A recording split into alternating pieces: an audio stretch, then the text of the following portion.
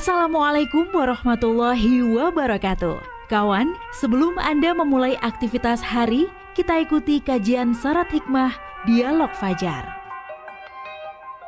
Assalamualaikum warahmatullahi wabarakatuh. Alhamdulillah pagi hari ini ketemu kembali kawan di program Dialog Fajar. Saya Fitriana Ayu yang masih bersama Anda. Semoga Anda pun juga selalu dalam keadaan sehat, tentunya sudah bersyukur dan siap menuntut ilmu kembali. Karena teringat ya, di program Dialog Fajar kemarin kita ini menuntut ilmu. Karena niatnya itu kalau sudah mendengarkan Dialog Fajar kan memperdalam ilmu agama ya.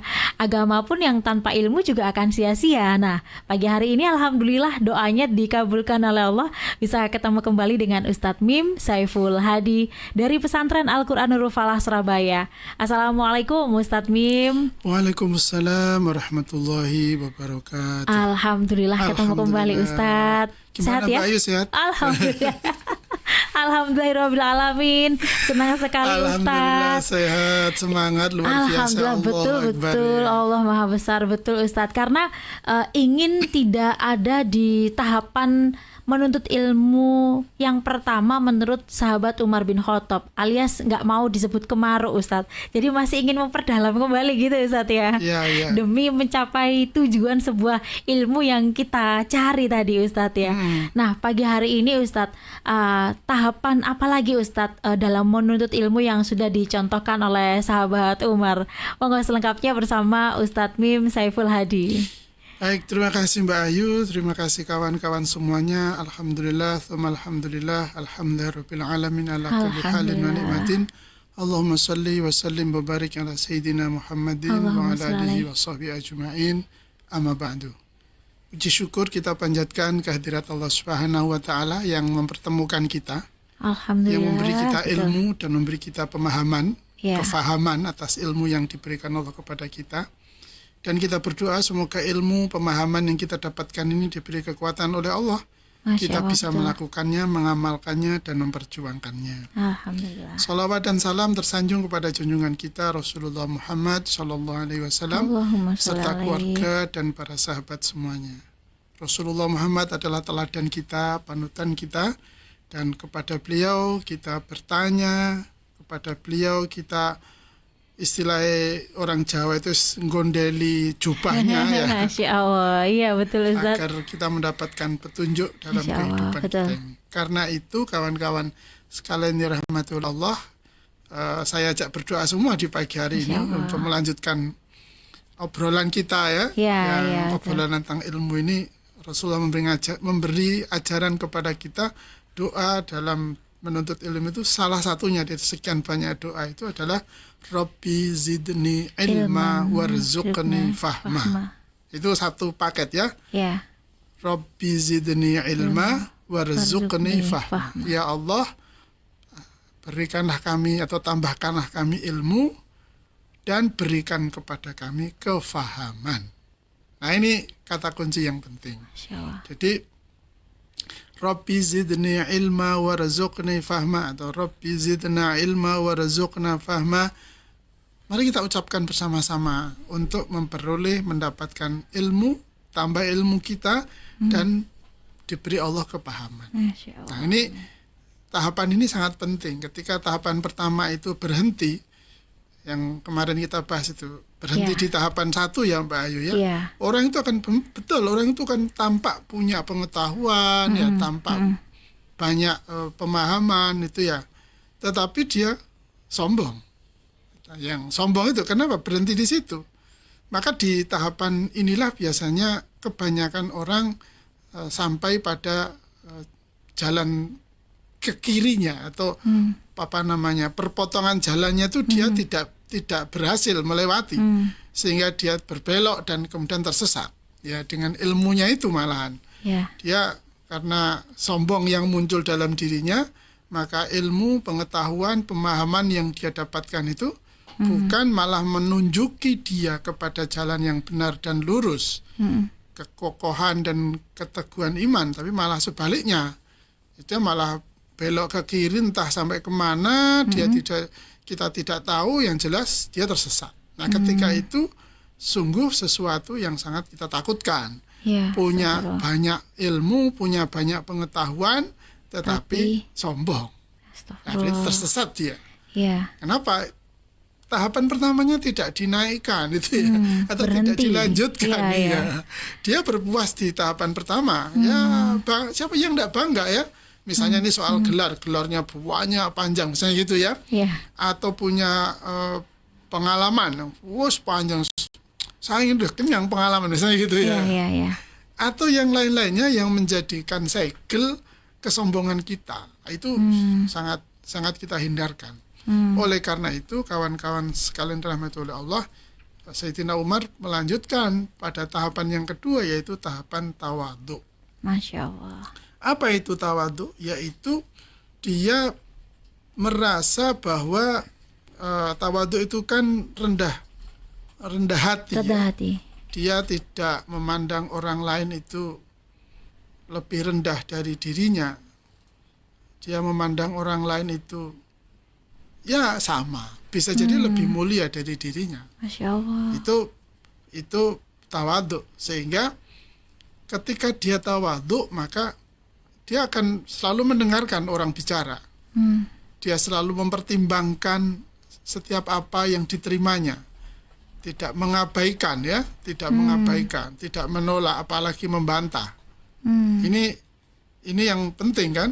Karena kalau dia tawadhu itu bahasa kita sekarang ya akan menjadi open mind, Pak. Ya, open mind dia. Pikirannya terbuka gitu ya. Atau open minded ya, pikirannya terbuka.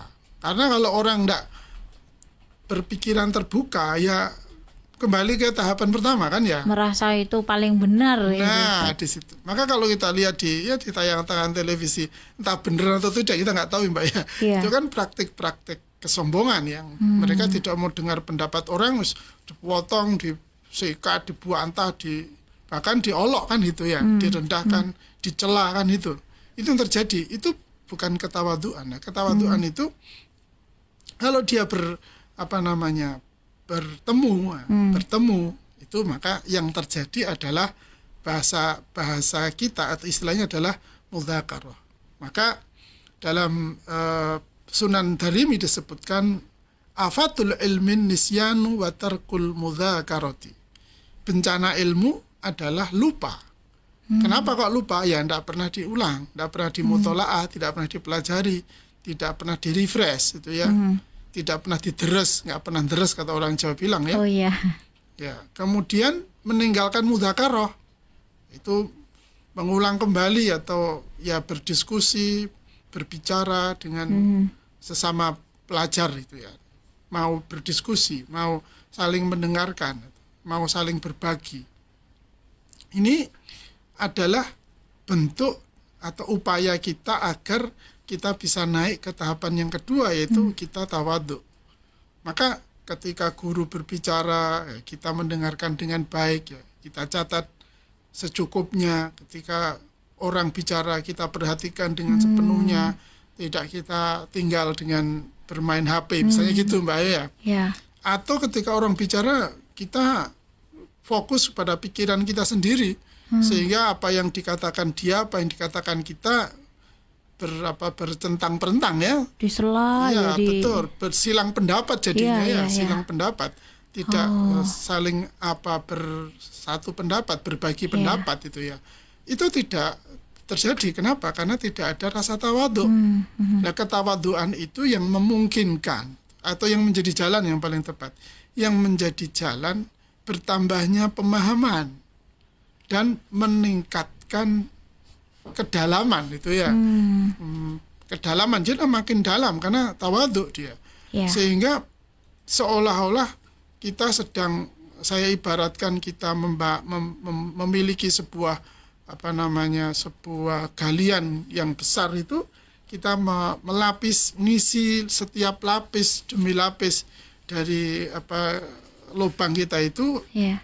atau bejana kita itu dengan lapisan-lapisan yang kuat itu ya, dengan lapisan yang rapat sehingga isinya bisa penuh itu ya, penuh. Nah, ini membutuhkan namanya ketawadhuan, yaitu merendahkan hati di hadapan orang lain dan selalu memberi ruang kepada pikiran, pendapat, arahan dari orang lain. Dan itu seperti yang saya katakan di awal tadi, ya istilah kita sekarang yaitu open minded. Tanpa itu kita tidak akan naik tahapan perjalanan berkelana dalam mencari ilmu itu ya. Betul. Karena bisa jadi orang itu dapat ilmu itu dari orang yang secara fisik mungkin tidak meyakinkan itu ya. Betul. Bajunya lusuh lah, kemudian ya tampak tidak menyenangkan. Kita bisa jadi kan begitu. Apalagi kalau dari anak kecil gitu kan, orang sekarang masih meremehkan ya Ustadz ya. Betul ya. Kan sekali lagi Allah mengirimkan ilmu dari mana saja dan dari siapa saja. Asal apa yang dia katakan semakin memperkuat pemahaman kita dan memperkokoh iman kita dan menguatkan ketaatan kita, berarti itu ilmu yang sangat bermanfaat bagi kita dari siapapun. Bahkan kadang-kadang bisa mendapatkan ilmu dari orang yang sangat dari struktur sosial, mungkin dia orang yang paling bawah. Ya, apapun pekerjaannya, tukang becak lah, tukang sampah atau tukang sapu penyapu jalan itu kan. Kita tidak pernah tahu siapa yang Allah utus untuk memberi kita ilmu, memberi kita pelajaran, dan kita tidak akan mendapatkan apapun dari mereka kalau tidak ada ketawaduan, rasa hormat kepada orang lain itu ya.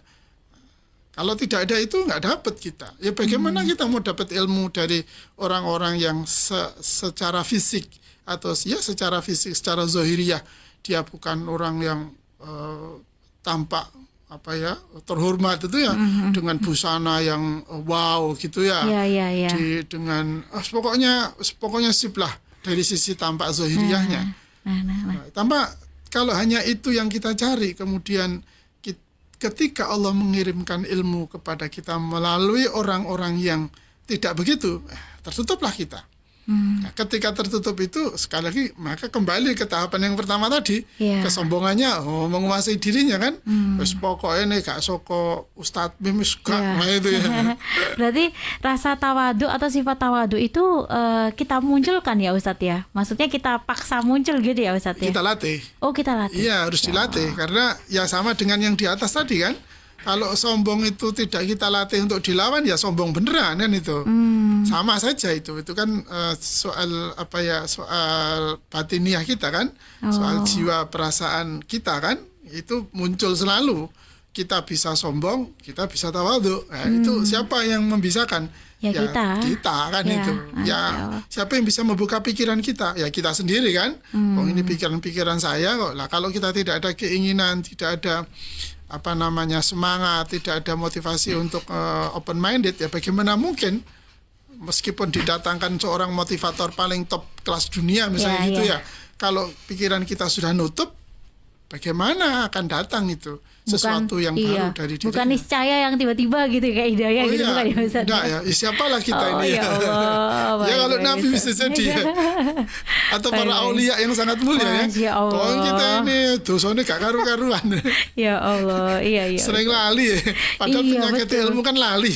Itu dia. Nah kan itu, kita kan sering lupa gitu ya. Betul. Nah kalau kita mengandalkan itu loh, sopo sih awake dhewe kan itu ya. Iya, betul Ustaz. Maka dengan ketawaduan itu kita akan naik tingkat. Tahapan kita menjadi bertambah. Artinya bertambah itu apa?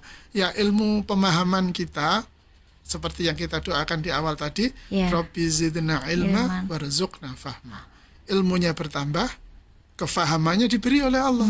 Lah, karena bertambah itu kita ikhtiar untuk mendapatkan tambahan ilmu, kemudian Allah dengan kasih sayangnya memberi kita, memberikan rizki kita kan. Warzuqni fahma kan itu ya. Memberi rizki kita, apa rizkinya? Kefahaman atas ilmu yang kita pelajari. Jangan sampai kita belajar ilmu banyak tapi tidak ada yang kita pahami. Wah itu kan menyengsarakan hidup kita. Betul, Ustaz, Masya Allah. Kali ini kayaknya juga cukup ini ya. Ini masih ada yang. Iya, masih satu lagi ya. Satu lagi ya Ustaz ya. Iya, satu lagi. Berarti perlu kita perdalam kembali ya Ustaz.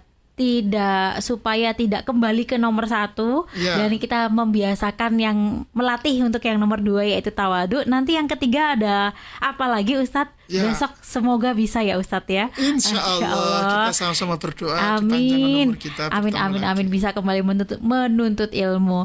Dan kita tutup dengan doa kafaratul majelis. Subhanakallahumma wa bihamdika nasyhadu alla ilaha illa anta nastaghfiruka wa natubu ilaik. Demikian dialog fajar untuk pagi hari ini. Saya Fitriana Ayu dan juga Ustadz Mim Saiful Hadi pamit. Wassalamualaikum warahmatullahi wabarakatuh. Waalaikumsalam warahmatullahi wabarakatuh. Program Dialog Fajar yang baru Anda simak kerjasama Suara Surabaya dan Pesantren Al-Quran Nurul Falah Surabaya, lembaga dakwah yang amanah, profesional, dan berbasis Al-Quran. Pesantren Nurul Falah mencetak guru-guru Al-Quran dengan metode tilawati dan tahfidz Al-Quran. Informasi dan pemberian donasi hubungi 031 828 1278 atau nurulfalah.org. Wassalamualaikum warahmatullahi wabarakatuh.